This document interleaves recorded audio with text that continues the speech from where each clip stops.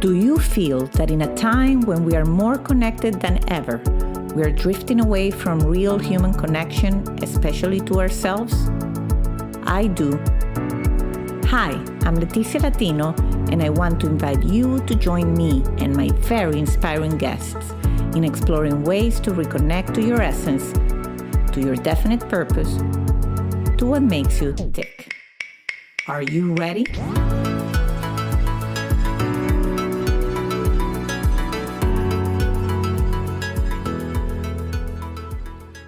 Well, hello, everybody, and welcome to a new episode of Back to Basics, Reconnecting to the Essence of You. Today's guest is Tina Radigan, founder of Propel Models, a Connecticut-based modeling and talent agency developing high fashion models for national and international opportunities. Born and raised in Jamaica and now based in the US, Tina brings a distinctive blend of entrepreneurial discipline, mentorship, and faith-centered leadership for her work. She believes success is about growth, purpose, and building people, not just careers. I love that. Welcome, Tina. Welcome to Back to Basics. Thank you so much for having me. Well, I'm very excited. I have to say, well, we've had some founders of talent agents, but not that many. So I'm always intrigued. I'm always intrigued because I've been a momager before. So that's always a fun thing Oh, to discuss. But let's chat about your journey. So you're from Jamaica. So tell us a little bit about your origin story, growing up in Jamaica, and what were you passionate about growing up? well, the first thing I was passionate about is just being able to help people. That was my main advantage and concern that I want to do. Grew up in Jamaica. It's very nothing too much exciting. Um, the only thing that I could really remember growing up that I was not an outcast, just different. And meaning is because majority of our people, Jamaican people, they're dark skin. So I'm more on the lighter skin. So in a crowd, you can pick me out. So in my class, my high school years, I was the only light skinned person. Hmm. But there was disadvantage and advantage of that. So sometimes I'm gonna be honest, sometimes when certain things happen in school, um, typically I get to be the one who is either blamed for it or not blamed for it. But majority of the time, I'm not blamed for it. So yeah, Hmm. it's crazy, isn't it? It is, but love that perspective. I think you have a mission also there because Mm-hmm. this is like the bias that we have in terms of race and some people think Exactly. it's about race. Sometimes it's just about being different and being kind of Hmm. feeling excluded and being not the same and like and that is something that people don't realize That's that true. happens a lot and that your experience even when I mean for most people listening to this especially in the US where really the racial thing is almost the opposite, right? That then to say what like you were picked up on or excluded Yes. because you were too light like that, never heard that. And so Yes. I really think that's a powerful experience that you bring to the table and message that and then of the privilege also that bring Yes. the like that not only the bad side of the equation but also of the good side of like well and sometimes I was guilty but I nobody looked at me just because Exactly. that is wow that is quite interesting and I love Jamaica. It's a beautiful country It's but a I can tell beautiful. that must definitely be a unique experience. And Mhm. so what were you obviously you went into modeling and agent, but was that Mhm. what you envisioned yourself doing or how was No. a little bit that path into getting into what you love doing?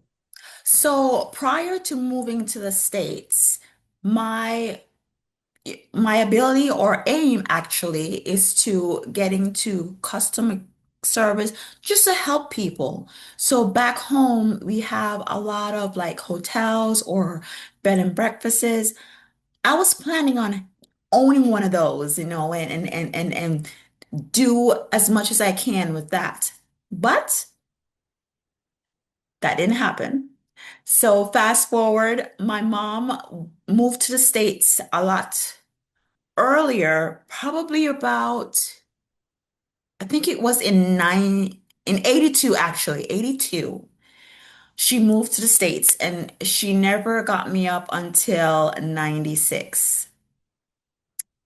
So now I understand why she did that. She said that the school system in the US wasn't as what she expected it to be. So she said, finish school and you'll be here. So fast forward again, I got here in 96, know nothing about the culture, know nothing about anything. So it's a learning process. So within, I think I can't be too clear if it was 3 months or 2 months. I told my mom that I want to go back home because of an incident that happened that never sat well with me. So she said, Tina, okay, just give it at least 6 months, even a year. And then if you want to go back, you can go back. And then I'm still here. 29, 32 years later, I'm still here. 30 next year. Well, 30 this year. And the only reason why I know is we moved the same year. I Yeah. moved in 96 to the States Wow. from Venezuela too. So this year we turned Amazing. 30 years in the States. We have the same Yes. anniversary, I guess. Oh my goodness. That is funny. That is funny. Do you know the, I know it was in July. Do you remember the month you moved in? Yes, February. Okay, there you go. And So yours anniversary is around the corner. yes, it was snowing and I love the snow. Now I can't stand it. Well, there, yes, there are videos about that, the illusion of how beautiful snow is, and then the day to day. Yes. Now, nope. Yes, yes. And so did you delve? I always try to establish like how do we end up doing something that we're more passionate about? Did you fall into founding your own talent agency right away, or was there No. like an in between, like you say, I don't like this, and that moment where you say, I want to do something different? It was a journey actually. I pretty much when you're younger, you are trying to find yourself in your 20s Mhm. just to see how things go and trying to trying to fit in a place where you weren't originally from.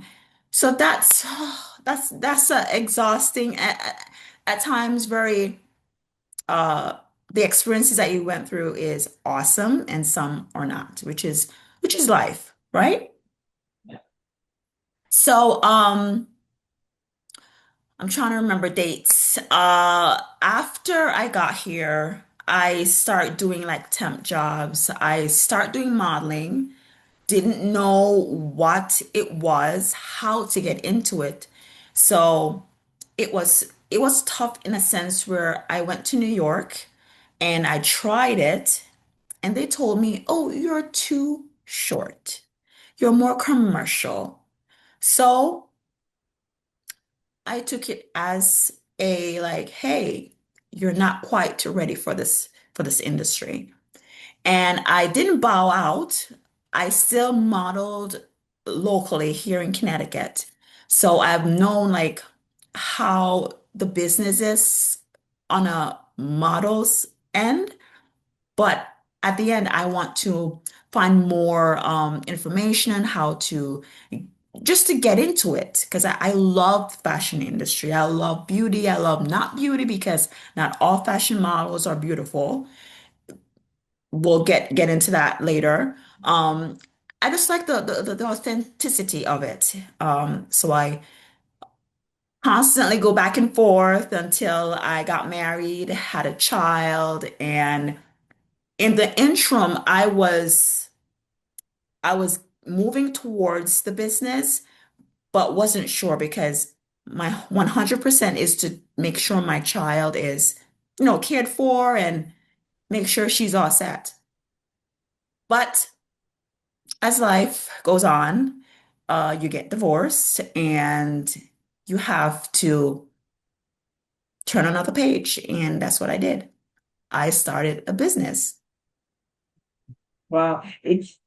I think it's like the past two or three interviews, divorce has been the fuel for pursuing a higher level of passion in these guests. I know, So I I just want know. to say it that way because I know, and I have a dear friend going through divorce right now, and it always we take it as probably the worst that can happen to us. But I'm seeing a common thread. It's not ideal, but then I guess there's some fuel and gasoline and just pivot that people take when they go through a traumatic experience like that. Yes, And yes, it sounds that in your case, kind of it was the same thing. And so you went into entrepreneurship and founded your own talent agency. And I'm sure yes. that was scary.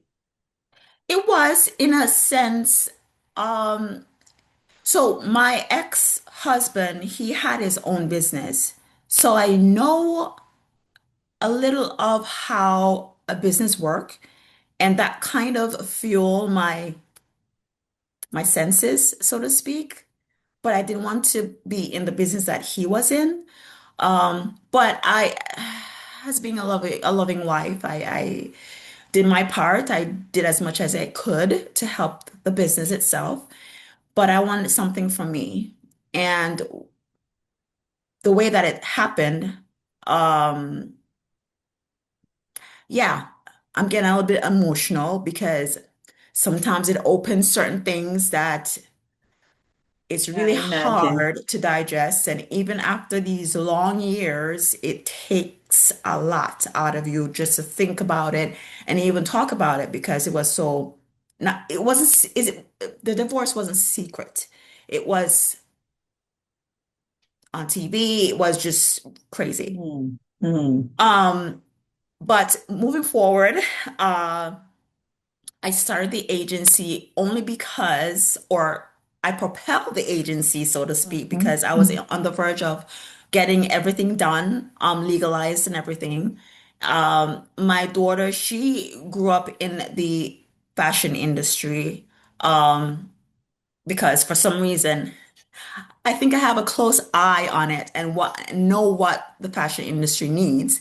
So I actually tried to help my daughter uh, get into the business, and she did. And she went to Paris one day and she got robbed. Hmm. And the agency that she was with, they couldn't help. They would not help. Well, I'm sorry, ma'am. I don't, I'm sorry. I can't help. I can't help her. That got me so mad, so upset, so mad. So I start the business right away. It's like if anything happened to a young new face, a new model, and they didn't have a support system, whether male or female, how would they get out of that position? So that's how Hmm. Propel got its name, That's propelling. I pushed it real quickly. Well, but that's great because I know you were very intentional in the philosophy Yes. that and I want to get into it because I know I this is like something that acting, singing, like performing is one of the things that you a lot of people can relate to. Every other person that I know my son did modeling from very young age. And I don't know how many moms have told me, like, how did you do it? Like, I mean, they want to know more. So this is one of those subjects that we can, and it's not that many people that can shed some light in it because your philosophy is developing talent the right way. Correct. And so I imagine that this is kind of where you were going with this story, and sometimes it's some business is transactional, even if these are human beings, but can become very transactional. And so I love to hear your vision for how you created your agency. So I want to be able to support and guide each and every model, new face or even seasoned models, because sometimes we all fall off the bandwagon, so to speak. So sometimes you just need someone in your corner. And my aim actually in this business is to get models start having to have like health insurance because they don't have that when they're a model and other things added to it. Um, yeah, I am just here to support and push them as much as I can to a certain point where they need to get that they have their mojo, so to speak, to keep on going and just have value and skill regarding modeling. Mm. Not only just getting money and being famous, it's just a value and skill. It's a skill set. And you bring something up like sometimes, and I don't know, you live in that world, that the fame, like people do it just to get famous, and I can touch that because again, I had with my son a few opportunities. We passed on a, and now he's older, so he now throwing it in my face. But Oh he no. was called for to audition for Modern Family like 3 times, and we're in Miami, right? But this Okay. anybody in this world knows, like the casting call comes like a day, so you have to be here tomorrow morning. Yes. And while I always enjoy him doing it, and people say, oh, you want your son to be famous. Not at all. I always did it because I say if they can be in front of a camera and express themselves in an articulate way, a CEO of a company would benefit from that attribute, right? So not having Exactly. and he's been a great speaker. He became school president in middle school because of the Amazing. speech he delivered, and that was always my goal. So when he got opportunities like that, I never would bite into, oh my God, his mother family, and I would uproot him from school to just travel to the other side of the Yes. country to see if. But I know a Yes. lot of moms are, you crazy? And I say, no, because we're not pursuing the fame or like that was never my motivation. But I Yeah. could tell kids that would encounter on several castings because then it becomes like you keep bumping into the same kids, especially for the same age casting. And there were moms that, I mean, it was a big turn off for me, to see like my kid wanting to play with another kid and say, no, we have to prep for this audition. And we like, I it's such a know. serious thing. And I'm like, so I imagine that you see a lot of that. And so how do you find a balance also for your talent in terms? So I know you mentioned you in your bio, I know you're a fame centric person, and I know you try to inject that also into the process. So with my own daughter, I can do this with her, but with other models, I can't be as firm with them. We're Mhm, living in a time now, it's just like mhm, whatever you say, it takes it out content. But with my kid, I was always firm. And we had a whole bunch of voices like, oh, she's a redhead. I've never seen that in the fashion industry. I don't think she'll make it. I don't think she'll make it. And I always say, well, that's your opinion. I've always have that kind of rebellious mhm, thing within me that no, you can talk whatever you want to talk. I'm going through with it. So I have learned so much from being a mom with a child who does that. Not only as a mom working with her, but also what they go through. And it's so hard for women in the industry because they get paid more than male. Unfortunately, that's just how it is.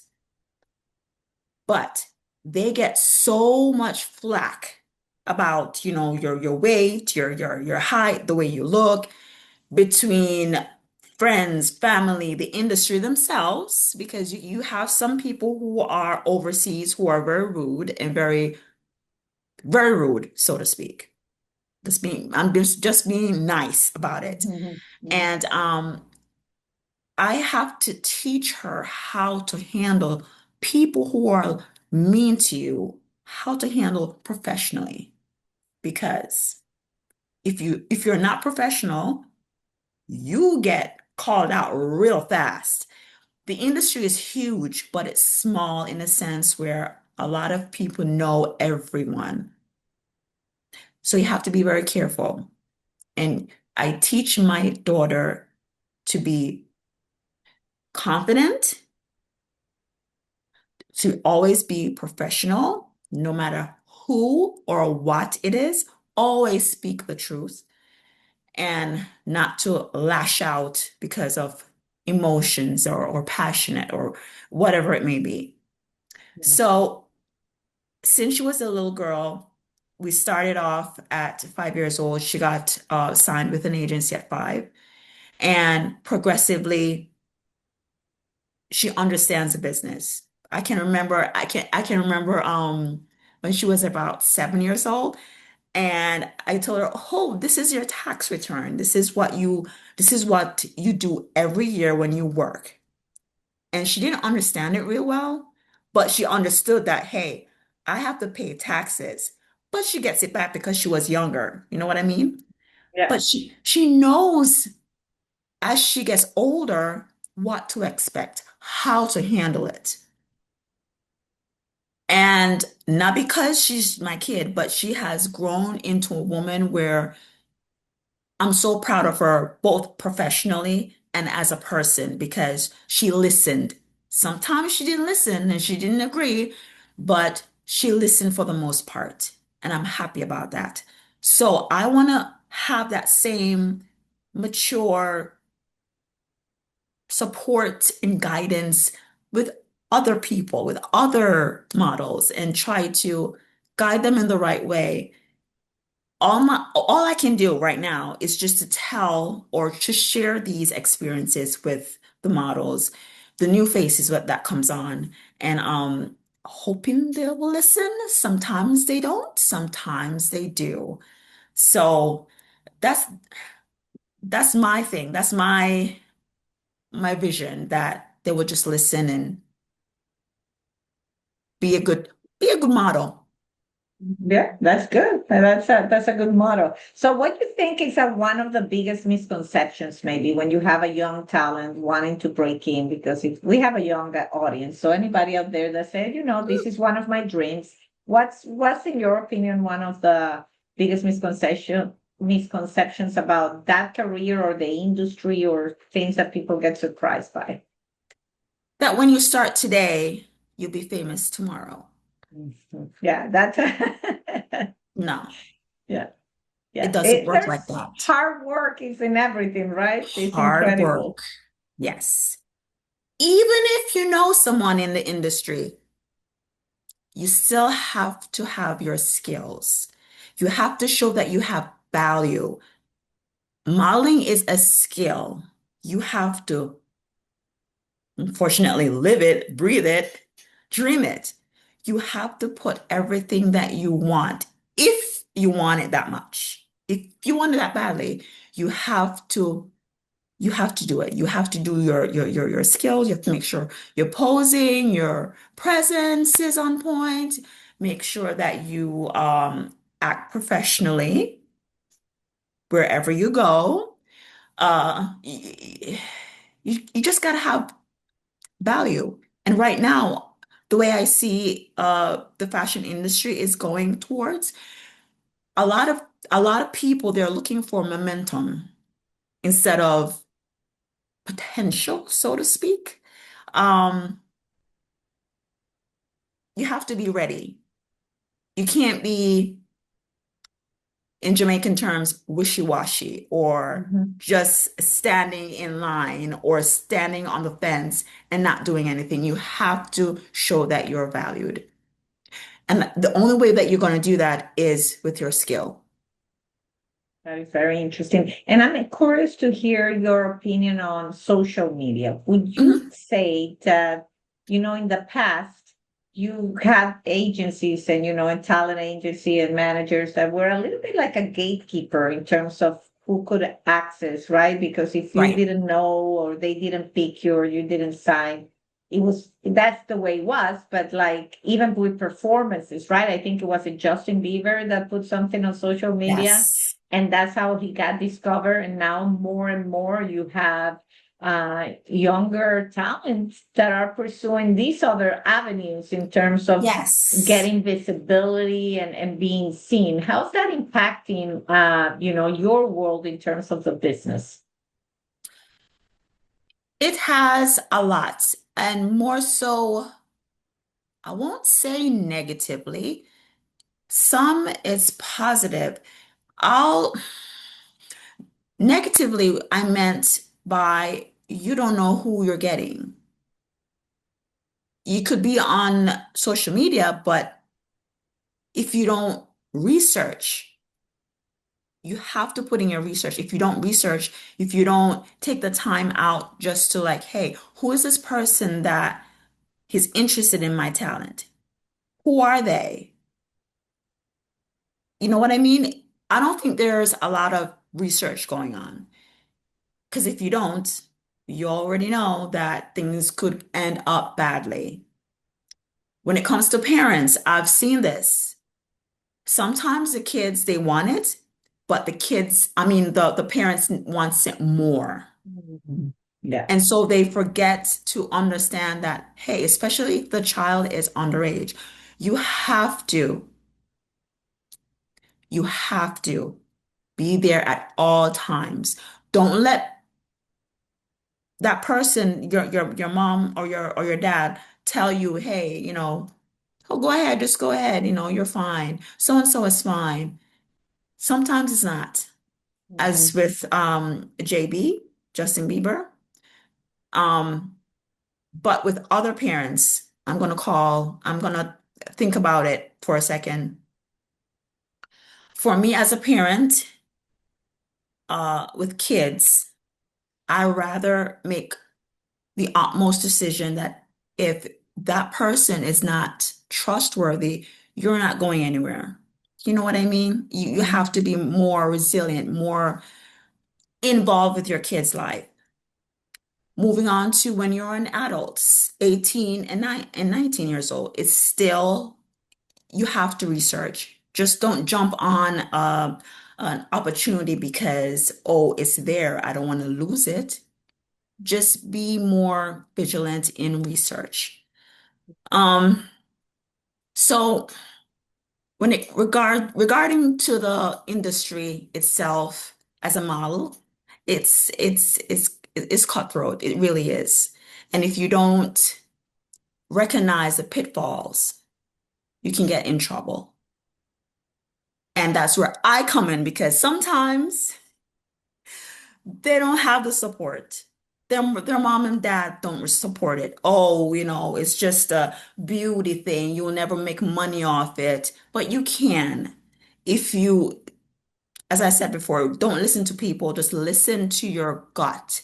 If you know that this is something that you want to do it. Try it out. You never know. Always, always put your feelings, your passions first, because you just never know what might happen. You just don't know.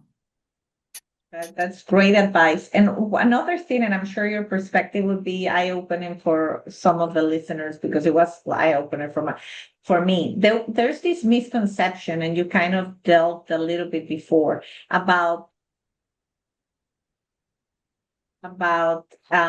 if you're not good looking or beautiful, you're not gonna make it, basically, or they're not going to pick you up. And when I was going through that process, you realize that talent agencies are also like, I like to think it's almost like a menu at a restaurant. You have to have a little bit of everything to have a Yes. diverse portfolio of who you Yes. have. And I don't know if you agree, but this was my personal experience that sometimes you think, oh, well, this kid, and then you see other kids and it's like they need or personality or how they present themselves or characteristics that Yes. are very different. So I Yes. always say in my little minimum of experience that I had, I always tell people, don't get discouraged. I mean, you have to learn rejection, but in your personal case, like, is there anything in particular you look for? Like, how do you accept or reject a potential client, so to speak? So I hope I hope they won't yell at me for this, but I'm gonna be honest. That's Yeah, why I'm that's okay. here. Yes. So for high fashion models for women, you have to be at least 5'9" to 5'6". I Mhm. mean, sorry, 5'9" to 6 feet. I'm sorry about that. Male, they need to be at least 6'1" to 6'3". That's for fashion, okay? But for commercial, you can be whatever height. You can be 5'1", you can be 5'5", but they have to have the face. It could be something that you've never seen before. And that's the beauty of it. The face, the face, the face. You know what I mean? You have to have that face. The body as well. Um, if it's high fashion, you have to fit a certain size. These are sample sizes. And I'm sure and I'm hoping and I'm praying that this goes through or get to a lot of people because they don't understand why they need to be that skinny. For high fashion models, you have to be able to fit a sample size. That's the only way you're going to get booked, okay? For commercial, it could be beauty, it could be Walmart. Walmart is awesome client. Target, Zara, what's the other one? H&M. It's just as you said before, charisma and that personality, all that has to come in together. And what I look for is that diamond in a rut, something special. It has to be something special. It could be the eyes, could be the cheek, it could be the hair, it could be just your vibe that you're bringing. It could be anything. So back in the day was more rigid. Um, it wasn't overdone. It was just like rigid. You have to be like this. Now, I'm happy about that there's so many different types of looks and sizes and heights and perfect. Love it. Love it. But it's also saturated. And that's how you get sometimes models get lost. They have no idea what to do, how to have value, how to have that skill, they don't know. So I think agencies will definitely be here for a long time.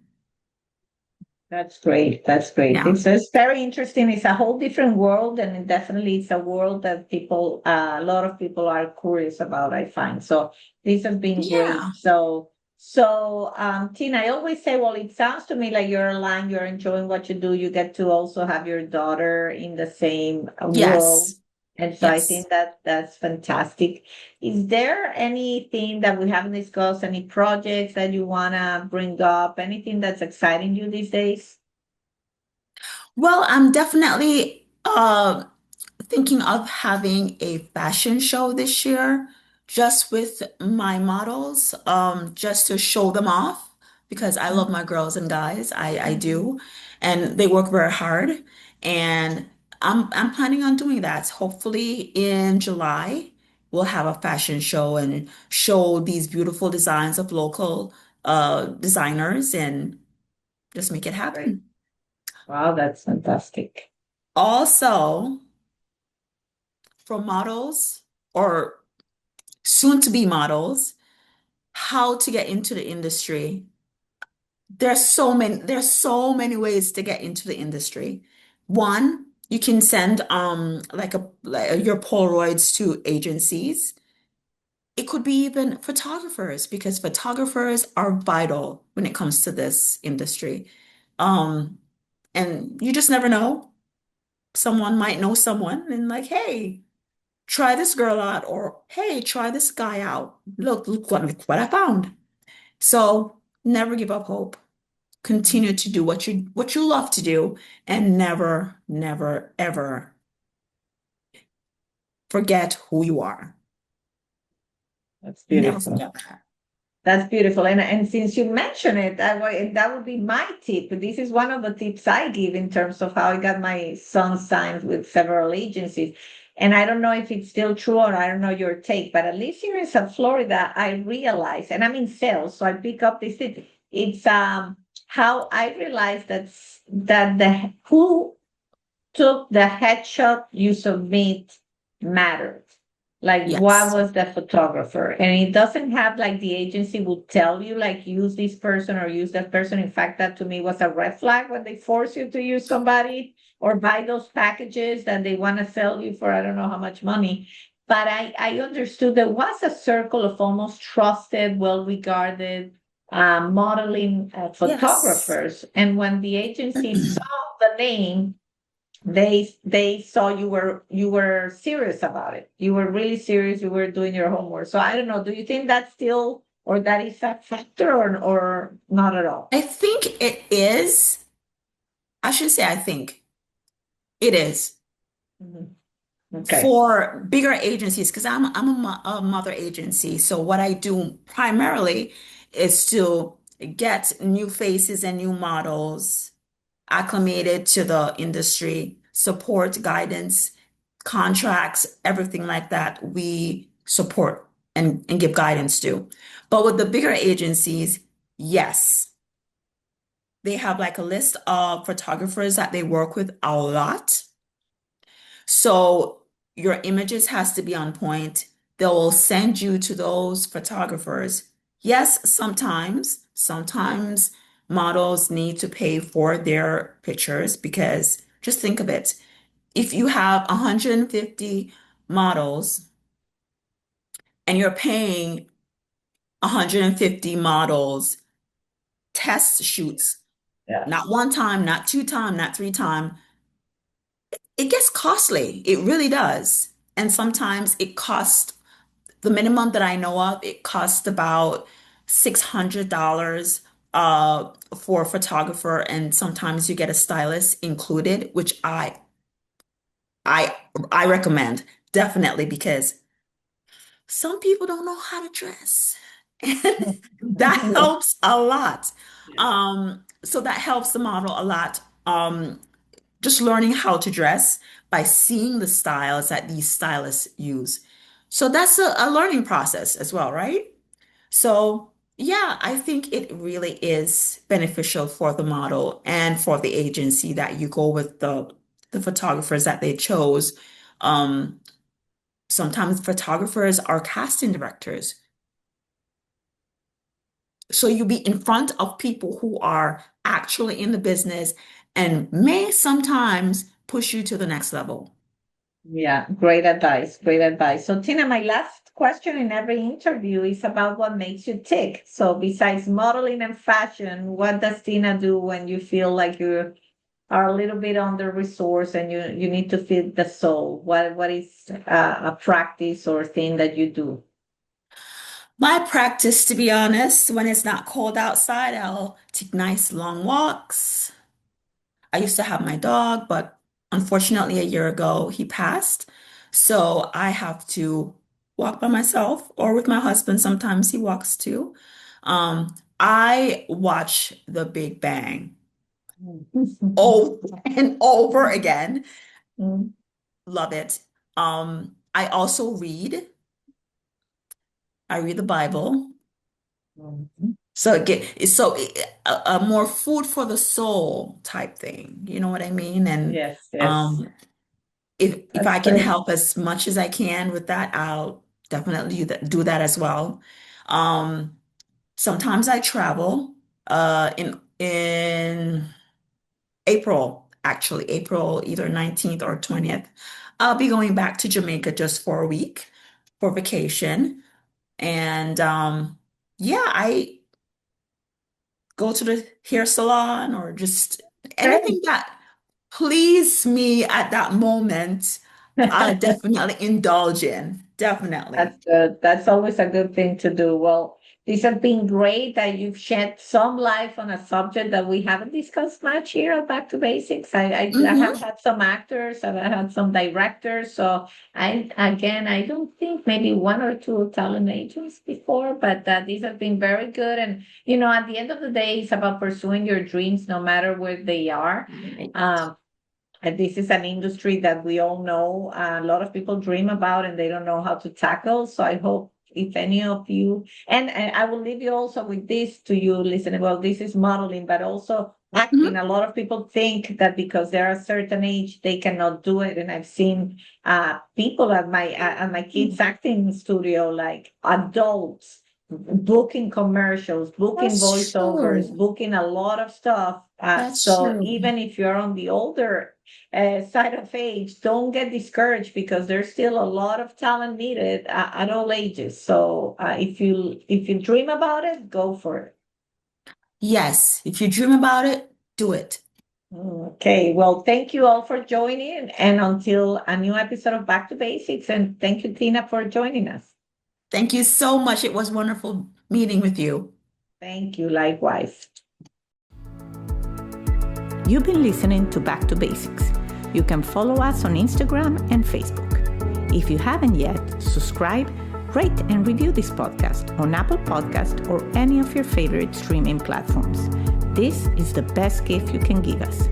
Join me next week for another Back to Basics conversation.